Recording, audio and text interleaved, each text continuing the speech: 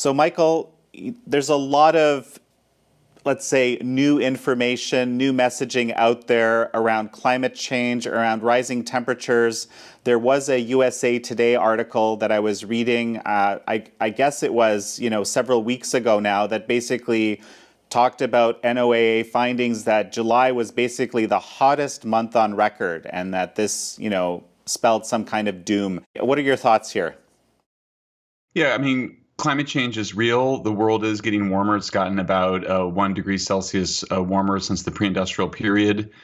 But on so many other environmental metrics, things are going in the right direction. The period of worst heat waves, for example, was in the 1930s. It has been a hot decade, but the 1930s remained the highest magnitude of heat waves.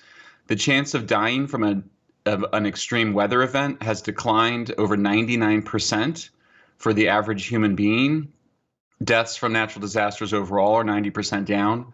We produce 25% more food than we need. There's no estimate of running out of food. Sea level rise is something that we've done a very good job adapting to and will continue to do a good job adapting to. Netherlands is a country where many parts of it are 7 meters below sea level. The median estimate for sea level rise by the Intergovernmental Panel on Climate Change, which just came out with a report, is about 0.5 meter. So what I object to is the painting of humans as sort of fragile or super vulnerable. We're more resilient, we're safer than ever, at least at a physical level, even though we see rising levels of anxiety and depression, particularly young people, probably due to social media. But I think the message that people need to hear that they're not hearing is that the vast majority of environmental trends are going in the right direction, including on climate change. Well, I mean, this is fascinating. Of course, we got a whole bunch of headlines when this new IPCC report came out. And, I immediately thought of you because, there's this report in FT. They show a graph of this, dramatic spike in temperature. There's, I'll quote something here. Humanity stands on the brink of disaster, but with creative thinking and collective will, we may still have time to avert the catastrophe. So this is a very, very different language and messaging than what you're suggesting here. I mean, polar opposites, actually. It really is. The communications from the United Nations have been irresponsible. The slogan that they published the day of the IPCC report's publication was "No one is safe." Well, technically, I guess that's true. We're all going to die at some point, but it's deeply misleading in that we're safer than ever. Nobody disagrees with this. The chances of dying from an extreme weather event are 99% less today than they were in the past. Deaths from natural disasters have declined over 90%. We just look around us. We have a built infrastructure. Go on YouTube and look at what life was like in 1800 or 1900. We were just much more vulnerable to weather events back then. The way that the Financial Times created a scary graphic is just through the magic of graphic arts.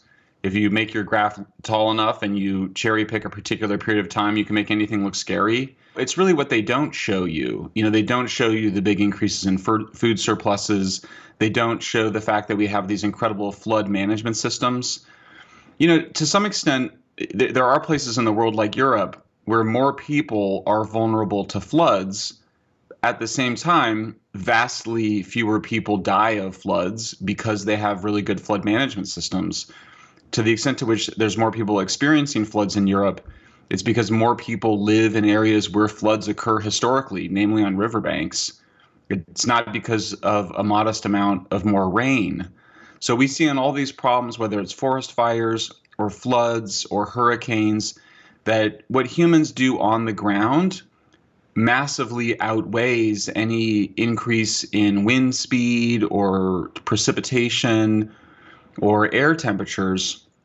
Just look at forest fires in California. What determines whether or not you have high intensity fires is whether or not you've managed your forest to reduce the amount of wood fuel that's accumulated on the forest floor over often 100 years.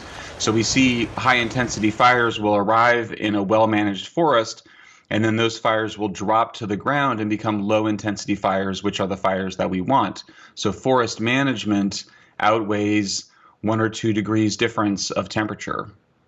there's a couple of really interesting vantage points here because I keep seeing, basically extreme weather events and these fires and everything as cited as direct evidence of catastrophic results of man-made climate change. What climate alarmists are trying to do is they're trying to trick you into thinking that an increase in temperature is the same thing as catastrophe. All else being equal, we'd rather not change the temperature very much on Earth, and that's simply because we've adjusted our farms and our cities and our wildlife refuges to a particular temperature. But if you had to choose, you'd rather it get a little warmer than cooler because many more people die of cold than heat. When it comes to heat, deaths from heat waves have declined between half and 75% in the United States, strictly because of more air conditioning. There have always been places on Earth that were too hot for humans to live. We've actually made much more of the Earth habitable with air conditioning and heating, of course, too. So what we know is that air conditioning is the main event.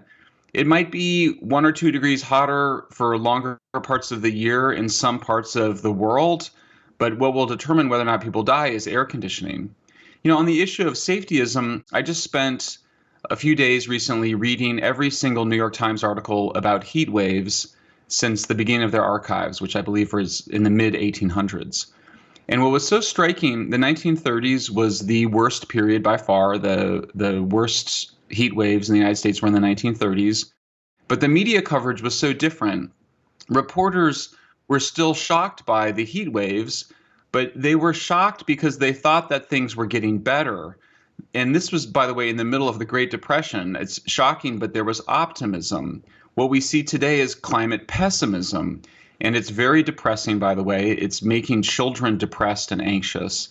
But climate pessimism is completely unfounded by what's happening in the physical world. In the physical world, there's only the basis for climate optimism.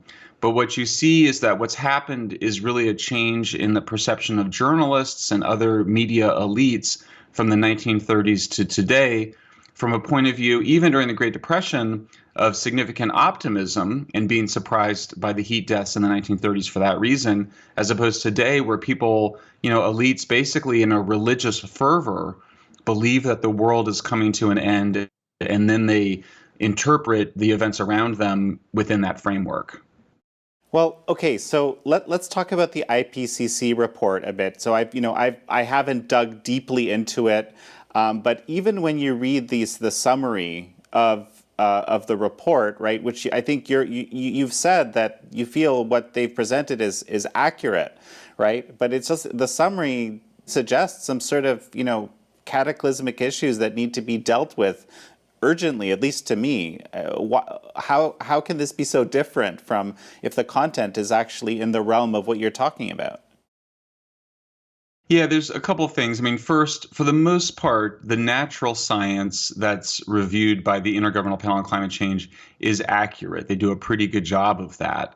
All of the vast majority of the distortions and the pessimism comes out in the summary that you described, in the press release, and in the statements by the people that assemble the report. So it's really in the public relations that the distortions are occurring. However, in this most recent report, there was some bad behavior in the actual scenarios they constructed. So about half of the scenarios assume much higher levels of emissions and therefore higher levels of warming in the future than really any mainstream expert believes is possible. And the way that they do this is that they assume that the amount of coal that humans will burn will be 6 times greater than today. Well, nobody thinks that's likely because, as you know, and most people know, natural gas has become much cheaper over the last 10 or 15 years, both due to fracking in the United States particularly, but around the world it's been due to the success of offshore gas drilling. We just got really good at gas drilling, and when you hit a good reserve of gas offshore, that gas flowing in is just much easier and cheaper to harvest than coal. And since coal creates twice as much carbon emissions per unit of energy, the switch from coal to gas has been really good for the climate. So what we know is that we're almost certainly going to see temperatures peak between 2 and 3 degrees Celsius increase over pre-industrial levels. Like I said, you'd rather not have any warming or cooling for that matter, but that's much better than the 3 or 4 or even 5 degrees of warming that people had feared. So many of the scenarios of the really scary pictures of the future are based on assumptions around coal use that experts have roundly decided are not going to occur. So that is one area where I think that the IPCC really failed in its mission to provide an accurate view of what the best available science is showing.